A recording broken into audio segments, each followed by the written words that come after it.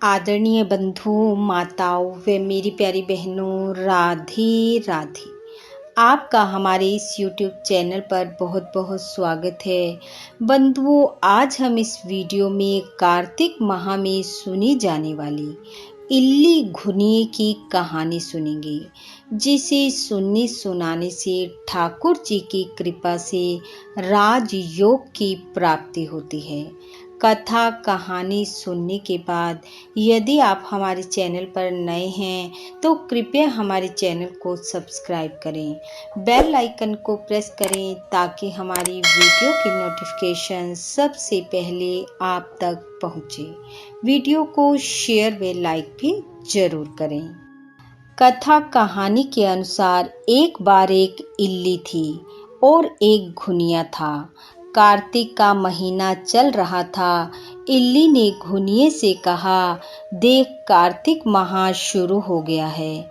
मैंने सुना है इस माह में सुबह जल्दी उठकर स्नान करने से बहुत अधिक फल मिलता है।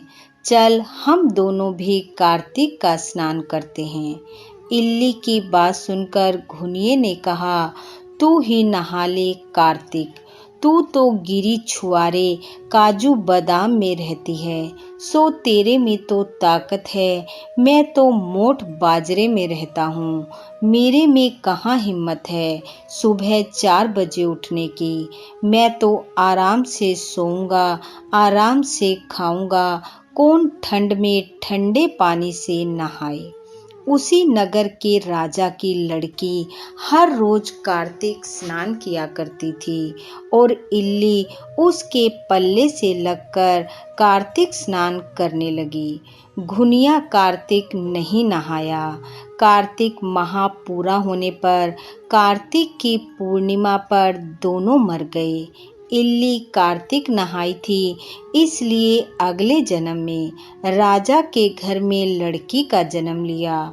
घुनिया नहीं नहाया था, इसलिए राजा के यहाँ तालाब में मेंढक बना। दोनों को इस जन्म में अपने पिछले जन्म की याद बनी रही और दोनों आपस में बातें करते रहते। लड़की बड़ी हो गई, राजा ने उसका विवाह कर दिया। जब वह विदा होकर जाने लगी तो उसने अपना रथ रोक लिया। राजा ने पूछा, बेटी क्या बात हो गई, कुछ चाहिए? लड़की ने कहा, पिताजी, ये जो मेंढक है इसे सोने की जंजीर से बांधकर मेरे रथ से बांध दो। राजा बोला, बेटी कुछ और मांग ले, सोना चांदी मांग ले, इस मेंढक का क्या करेगी? पर लड़की नहीं मानी और कहा, मुझे तो मेंढक ही चाहिए। तब राजा ने सोने की जंजीर से मेंढक को बांधकर लड़की के साथ भेज दिया। अब जब वह अपने ससुराल में महल में जाने लगी तो मेंढक को सीढ़ियों के नीचे बांध दिया। अतः जब भी वह लड़की सीढ़ियाँ उतरती चढ़ती तो मेंढक कहता, रिमको झिमकोए श्याम सुंदरिये, बाई थोड़ो पानीड़ो पिया, पानीड़ो पिया। वो कहती, मैं कवे थी रे, तू सुने थोरे, धाई म्हारा घुड़िया कातिकड़ो नहा। इसका अर्थ है कि वो जब भी सीढ़ियाँ उतरती मेंढक उससे पानी मांगता और वो कहती, मैंने तुझे कितना कहा था कि कार्तिक स्नान कर ले।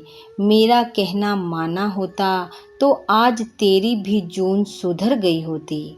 इस तरह वे दोनों रोज बातें करते। एक दिन उसकी देवरानी जेठानियों ने उसे मेंढक से बात करते देख लिया और जाकर राजा को चुगली लगा दी कि तुम रानी ब्याकर लाए हो या जादूगरनी। मनुष्यों से तो हर कोई बात करता है, ये तो जानवरों से भी करती है। उनकी बात सुनकर राजा ने कहा, जब तक मैं अपनी आँखों से नहीं देखूंगा तब तक नहीं मानूंगा। और अगले दिन राजा छिप कर बैठ गया। वह सीढ़ियों से नीचे उतरी तो दोनों वैसे ही बातें करने लगे। यह देखकर राजा तलवार निकालकर खड़ा हो गया और बोला, तू इस मेंढक से क्या बात कर रही है? बता, नहीं तो मैं तुझे मार दूंगा। लड़की बोली, राजा जी, औरत और जेवड़ी का अंत नहीं लेते।